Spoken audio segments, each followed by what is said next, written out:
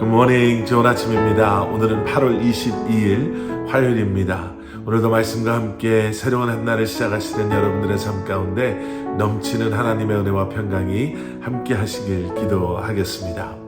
자, 오늘 여러분들께서 읽으신 본문 말씀은 사도행전 25장 13절부터 27절까지의 말씀입니다. 사도행전 25장 13절부터 27절까지의 말씀.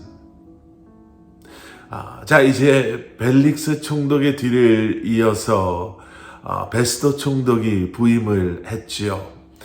이 새롭게 부임한 베스도 총독에게는 문제가 하나 있었습니다.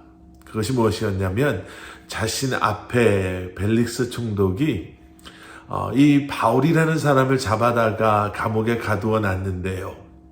유대인들은 이 바울을 잊지 않고 계속해서 바울을 고소하고 죽이겠다고 달려들고 있고요.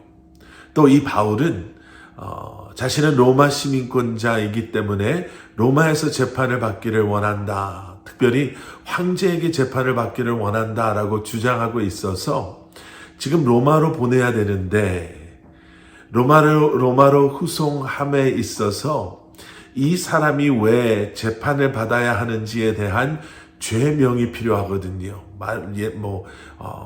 우리 표현으로 보고서, 고소장 이런 것들이 함께 보내져야 되는데요. 베스도 총독은 아무리 바울을 신문하고 이야기를 들어봐도 지금 황제에게 보낼 만큼, 그리고 황제에게 보냄에 있어서 이 보고서를 작성함에 있어서 바울의 죄명을 정확하게 뭐라고 써야 할지 알 수가 없는 거였습니다. 그런데 그때 오늘 본문 13절에 보시면 아그리빠 왕과 버니게 왕비가 등장을 합니다. 이 아그리빠 왕은 그 당시 팔레스타인 지역을 다스렸던 분봉왕이었습니다. 우리에게 익숙한 헤롯 대왕의 후손이었지요. 여기에 등장하는 버니게 왕비는 사실 이 아그리빠 왕의 누이였습니다. 그런데 버니게 왕비가 결혼을 한 후에 남편이 죽고 나서 동생 아그리빠 왕의 왕비가 되어버린 거죠. 그러니까 더 많은 설명 드리지 않아도 이 두 사람이 얼마나 타락한 악한 사람들인가라는 것을 저희는 알 수가 있습니다. 그런데 이 두 사람이 지금 새롭게 부임한 베스도 총독에게 문안을 드리기 위해서 정치적인 방문이지요. 이렇게 가이사라로 찾아오게 됩니다. 그래서 베스도가 아그리빠 왕에게 물어보죠. 내 상황이 지금 이런데 내 앞에 있었던 벨릭스 총독이 이 바울이라는 사람을 잡아다가 감옥에 가두어 놨는데 이 사람을 도대체 어떻게 하면 좋겠습니까? 이렇게 물어보는 거예요. 그랬더니 22절에서 아그리빠 왕은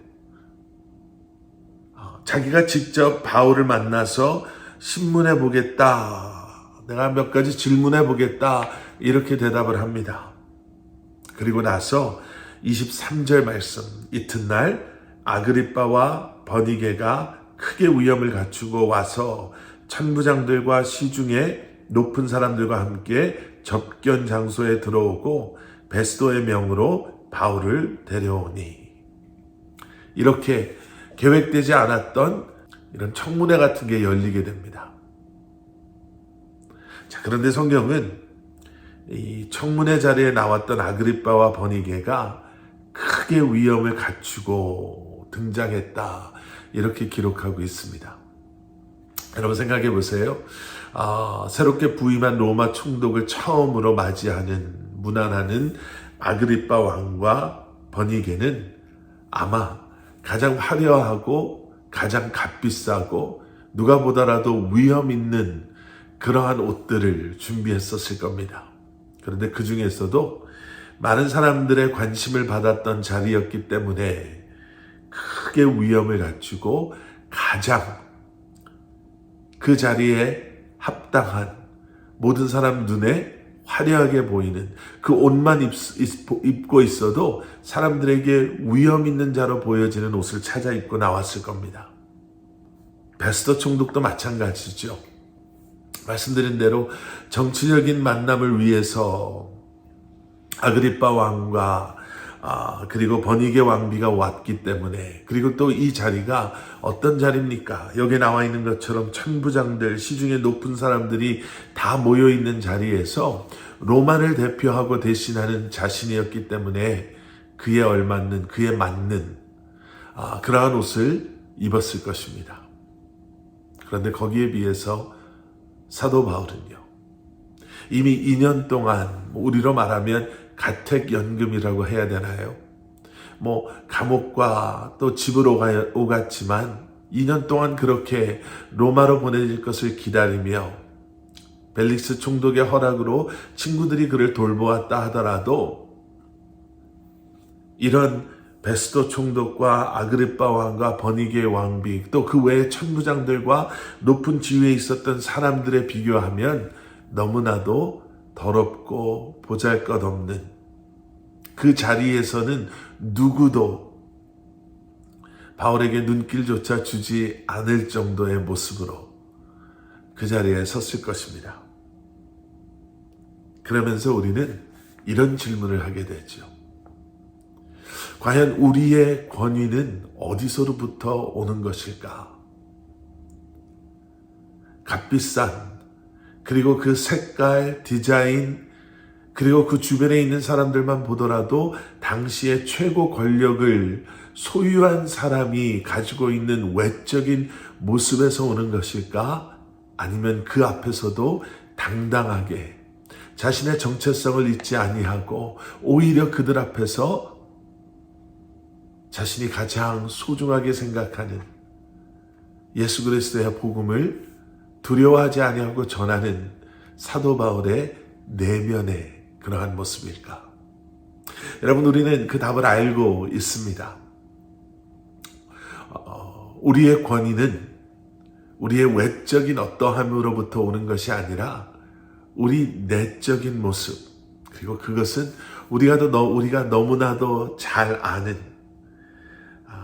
살아계신 예수 그리스도, 내 안에 지금도 나와 함께 하시는 부활하신 예수 그리스도로부터 우리에게 허락되어지는 능력과 권세, 그리고 이제는 우리에게 허락하여 주신 하나님의 자녀된 새로운 정체성이 여러분, 우리로 하여금 세상 사람들과는 비교할 수 없는 자신감과 담대함과 확신과 용기를 가지고 이 땅에서 살아가게 하는 줄 믿습니다. 총독이었지만 자신의 상황에서 무엇을 어떻게 해야 하는지 몰랐던 베스도 총독, 너무나도 문란하고 악한 모습 속에서 그저 자신이 가지고 있는 것이 자신의 위엄의 상징이다라는 착각 속에 살고 있었던 아그리빠 왕과 그리고 버니게 왕비, 세상 사람들 눈에는 보잘것없이 보이지만 내 안에 지금도 살아 나와 함께 하시는 예수 그리스도와 그로부터 우리에게 허락된 능력과 지혜와 믿음과 담대함으로 그 어떠한 상황 속에서도 흔들리지 아니하고 우리에게 맡겨주신 바로 그러한 사명과 삶을 감당했던 바울. 여러분, 다시 한번 우리도 그러한 담대함과 확신과 그리고 자신감, 또 바로 그 믿음을 가지고 이 한날도 살아갈 수 있기를 소원합니다. 함께 기도하시겠습니다. 사랑의 아버지 하나님, 주님 감사합니다. 우리를 붙잡아 주시고 우리로 하여금 잊지 아니하고 기억하게 하심으로 하나님의 자녀된 바로 그 삶을 살아갈 수 있도록 은혜 내려 주시옵소서. 예수 그리스도 이름 받들어 간절히 기도드렸사옵나이다. 아멘.